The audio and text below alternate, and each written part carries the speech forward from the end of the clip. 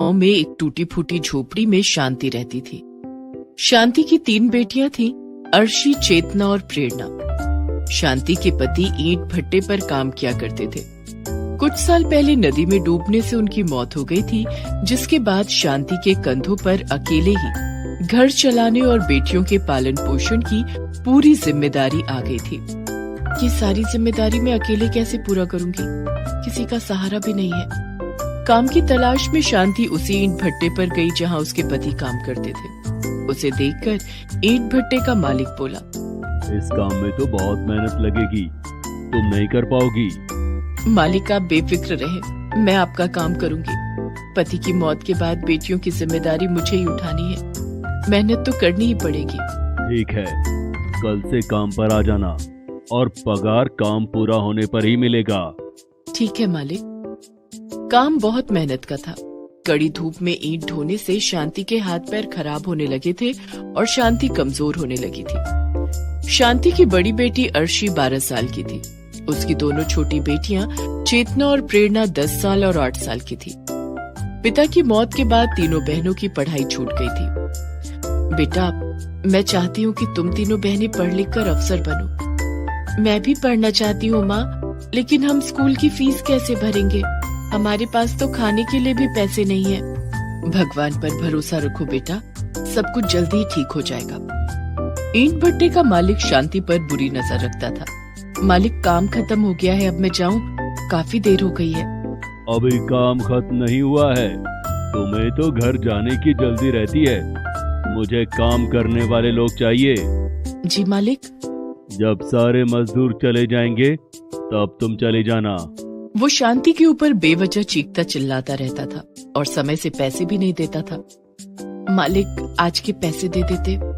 आज पैसे खत्म हो गए हैं, तुम पैसे कल ले लेना।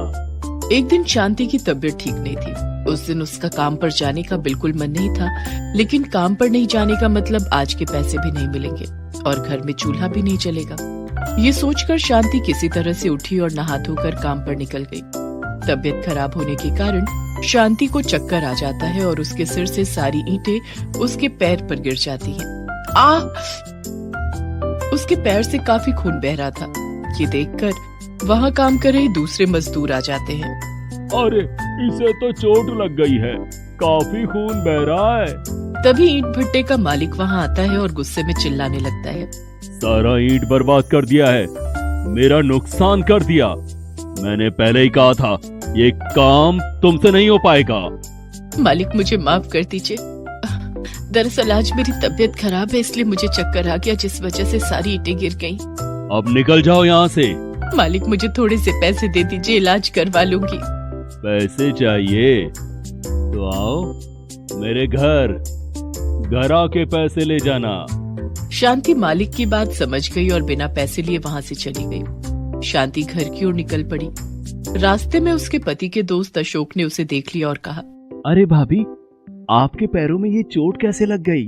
क्या बताऊं भैया, पैरों पर ईंट गिर गई जिससे चोट लग गई और मालिक ने गुस्से में काम से भी निकाल दिया। भाभी, आपके पैरों से तो बहुत खून निकल रहा है, आप पहले अस्पताल चलो, आपका इलाज करवा दूंगा। अरे नहीं भैया, मेरे पास इलाज के लिए पैसे नहीं हैं। ये अपने आप ठीक हो जाएंगे। अरे नहीं, अपने आप कैसे ठीक हो जाएंगे? आप चलो मेरे साथ, पैसे की फिक्र आप मत करो। अशोक शांति को एक सरकारी अस्पताल में ले जाता है। वहाँ वो शांति के पैरों का इलाज करवाता है और दवाइयाँ दिलाकर उसे घर पहुँचा देता है। तभी शांति की तीनों बेटियां उसके पास आ जाती हैं और शांति के पैरों में बंधी पट्टी देखकर घबरा जाती हैं। माँ, ये तुम्हारे पैरों में क्या हुआ? ये चोट कैसे लग गई? कुछ नहीं बेटा, ठीक हो जाएगा, तुम परेशान मत हो। अर्शी बहुत समझदार थी। वो समझ गई थी कि माँ घर का खर्चा चलाने के लिए परेशान है। अर्शी ने शांति को समझाते हुए कहा, तुम चिंता मत करो माँ, भगवान हमारी मदद जरूर करेंगे। देखना, एक दिन सब ठीक हो जाएगा। इतना कहकर अर्शी उसी समय पास के स्कूल में गई जहाँ वो पहले पढ़ने जाती थी। वहाँ उसने स्कूल की प्रिंसिपल से मिलकर खुद के लिए काम मांगा। तुम क्या काम कर सकती हो? तुम तो अभी बहुत छोटी हो। मैडम, मैं यहाँ साफ सफाई का काम कर दूंगी, आप मुझे काम पर रख लीजिए। और अर्शी प्रिंसिपल से मिन्नतें करने लगी। प्रिंसिपल ने उसे स्कूल में साफ सफाई के काम के लिए रख लिया। अब अर्शी रोज उस स्कूल में जाती और वहाँ साफ सफाई का काम करती थी। अर्शी साफ सफाई का काम खत्म करने के बाद स्कूल के बच्चों को पढ़ते हुए देखती थी और खुश होती थी। एक दिन प्रिंसिपल ने उसे देख लिया। प्रिंसिपल ने उसे अपने पास बुलाया और कहा, तुम पढ़ना चाहती हो? जी मैडम। अर्शी फिर कहती है, मेरी 2 छोटी बहनें भी हैं, वो भी पढ़ना चाहती हैं। ठीक है, कल तुम अपनी मम्मी और दोनों छोटी बहनों को यहाँ लेकर आना। ठीक है मैडम। अगले दिन अर्शी, शांति और दोनों छोटी बहनों को लेकर स्कूल आती है। शांति, आज से स्कूल की साफ सफाई और देखरेख का काम तुम करोगी। आज से तुम्हारी तीनों बेटियां इस स्कूल में पढ़ेंगी। मैडम आपका बहुत बहुत धन्यवाद। अब शांति अपनी तीनों बेटियों को लेकर स्कूल जाती थी। वो स्कूल की साफ सफाई और देखरेख का काम करती और उसकी बेटियां स्कूल में पढ़ाई करती थी। स्कूल से आने के बाद शांति का बाकी का समय यूं ही खाली गुजरता था, जिसे वो बेकार नहीं जाने देना चाहती थी। मैडम, मैं स्कूल का काम खत्म करने के बाद हॉस्टल की साफ सफाई का भी काम करूंगी। बदले में आप मुझे थोड़े पैसे और दे दीजिएगा।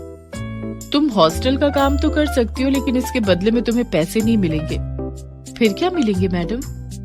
तुम्हारी बेटियां पढ़ाई में बहुत तेज और होनहार हैं। तुम्हारे काम के बदले में मैं इन्हें अलग से ट्यूशन पढ़ाऊंगी, जिससे तुम्हारी बेटियां पढ़ लिख कर अफसर बन जाएंगी और इनकी स्कूल की फीस भी फ्री हो जाएगी। प्रिंसिपल की बात सुनकर शांति बहुत खुश हो जाती है। धन्यवाद मैडम। शांति की बड़ी बेटी अर्शी अब थोड़ी बड़ी और समझदार हो गई थी। माँ, मैं स्कूल के छोटे बच्चों को ट्यूशन पढ़ाऊंगी और उससे मिले पैसों से घर का खर्चा चलाने में तुम्हारी मदद करूंगी। वाह मेरी बच्ची। धीरे धीरे शांति की दोनों बेटियां प्रेरणा और चेतना भी बड़ी और समझदार हो गई। वो भी अर्शी की तरह स्कूल के छोटे बच्चों को ट्यूशन पढ़ाती और खुद भी पढ़ाई करती थी। कुछ साल बाद शांति की तीनों बेटियों ने अच्छे नंबरों से पास करके स्कूल की पढ़ाई खत्म की और कॉलेज में एडमिशन ले लिया। शांति की तीनों बेटियां काफी होनहार थीं। तीनों को कॉलेज से स्कॉलरशिप भी मिली और तीनों ने अपनी आगे की पढ़ाई जारी रखी। शांति की तीनों बेटियों ने अपनी मेहनत और लगन से कॉलेज की पढ़ाई पूरी की। माँ, मैं कलेक्टर बनना चाहती हूँ, आगे और पढ़ना चाहती हूँ। हाँ मेरी बच्ची, तू खूब मेहनत कर, हम सब तेरे साथ हैं। शांति की तीनों बेटियों ने प्रतियोगिता परीक्षाओं की तैयारी शुरू कर दी। दिन रात कड़ी मेहनत के बाद शांति की बड़ी बेटी अर्शी कलेक्टर बन गई। दूसरी बेटी प्रेरणा नेवी में अफसर बन गई और तीसरी बेटी चेतना ने इंजीनियरिंग की परीक्षा पास की और एक मल्टीनेशनल कंपनी में इंजीनियर के पद पर कार्य करने लगी। हमें आशीर्वाद दो माँ, तुम्हारी मेहनत के कारण ही आज ये सब हो पाया है। हमारी कामयाबी का सारा श्रेय तुम हो माँ।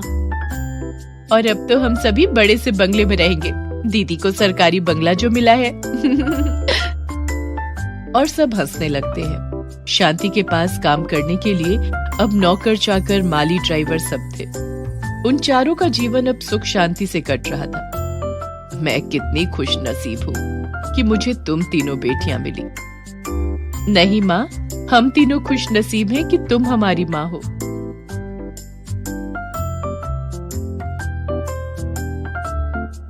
मालती ने एक हादसे में अपने पति को कई साल पहले खो दिया था। उसके 2 बच्चे थे, रिंकू और पिंकी।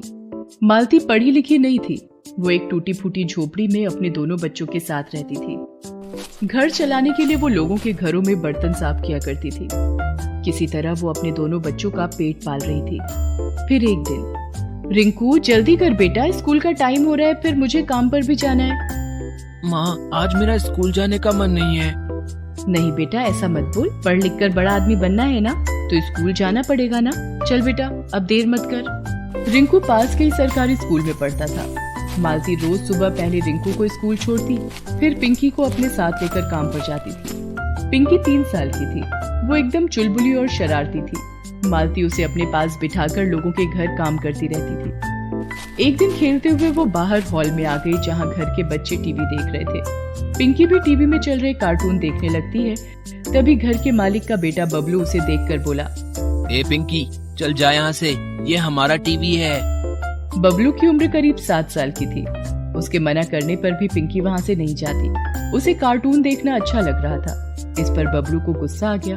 उसने पिंकी को चिढ़ाने के लिए फ्रिज से एक चॉकलेट निकाली और उसे पिंकी को दिखा दिखा कर खाने लगा और बोला, अरे वाह, कितनी टेस्टी चॉकलेट है यार, मजा आ गया। ए पिंकी, तू खाएगी क्या? हाँ भैया, दो ना।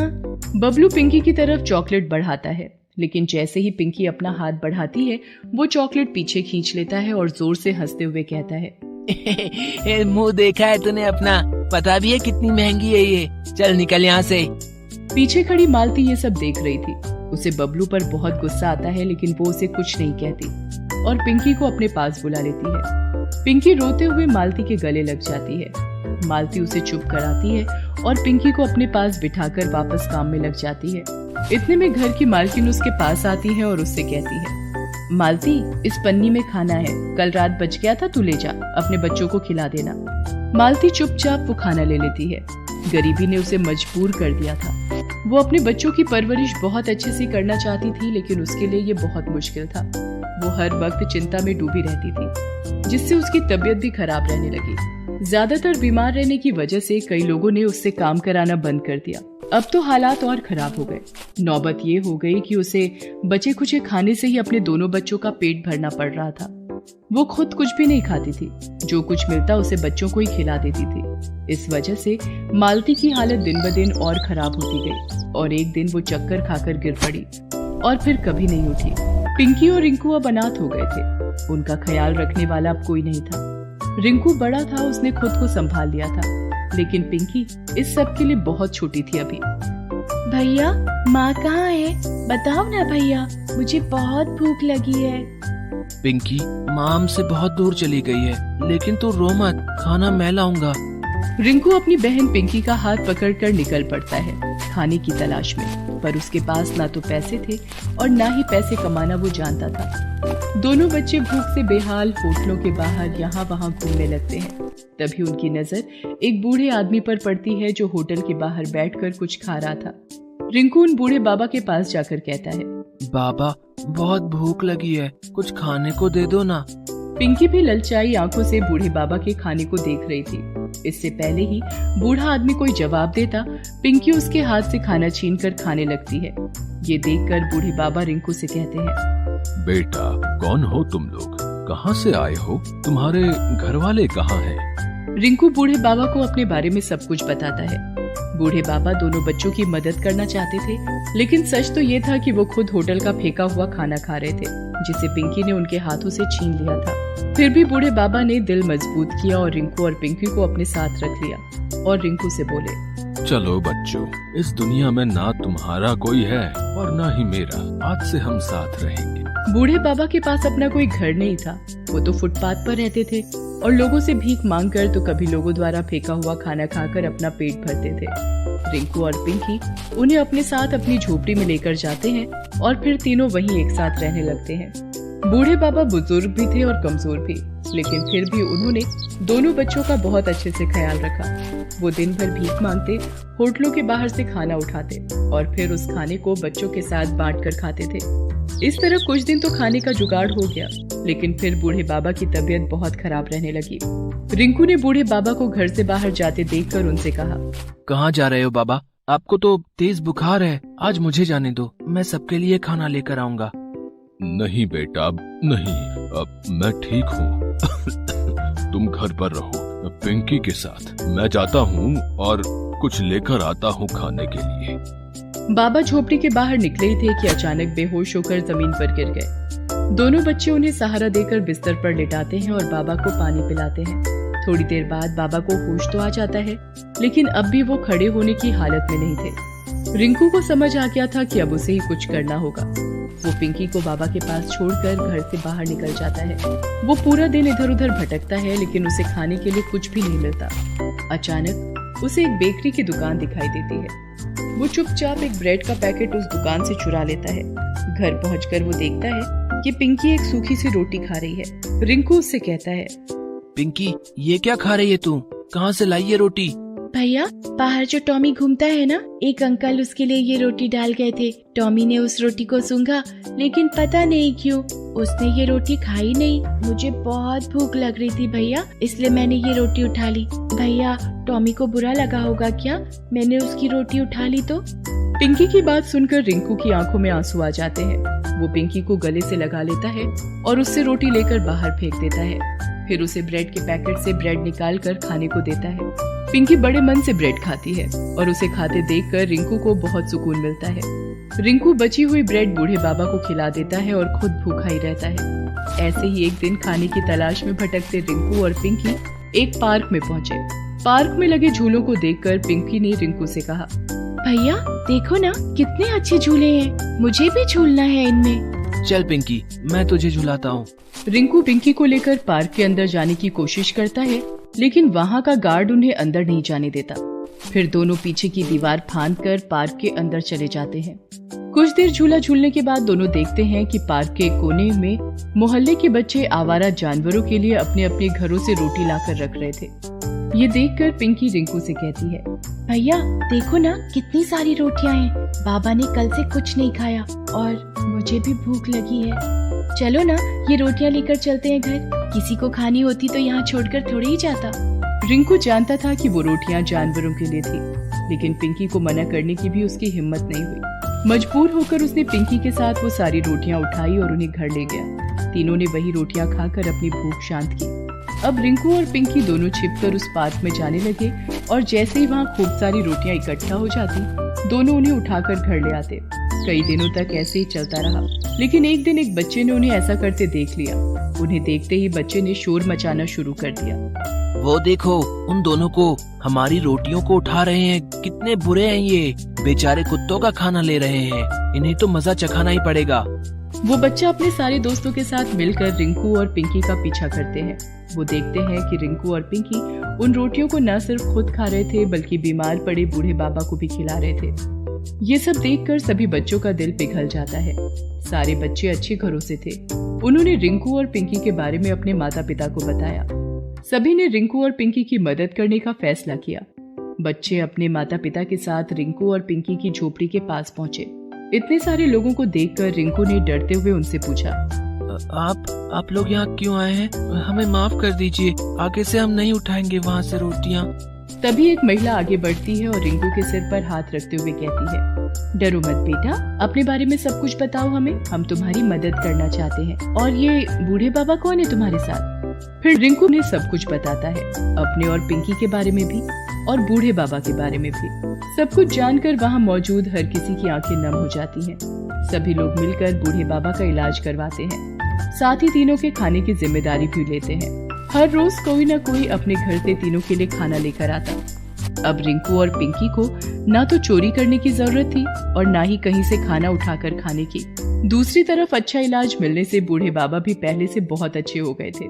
लोगों ने उन्हें अपनी सोसाइटी में चौकीदार की नौकरी पर रख लिया, जिससे अब वो कमाने भी लगे थे। रिंकू और पिंकी को उन्होंने जल्दी ही स्कूल भेजना भी शुरू कर दिया। ऐसा नहीं था कि रिंकू और पिंकी को अब अपनी माँ की याद नहीं आती थी, लेकिन वो इस बात से खुश जरूर थे कि अब वो अनाथ नहीं थे। बूढ़े बाबा जो उनके साथ थे। Please subscribe this channel.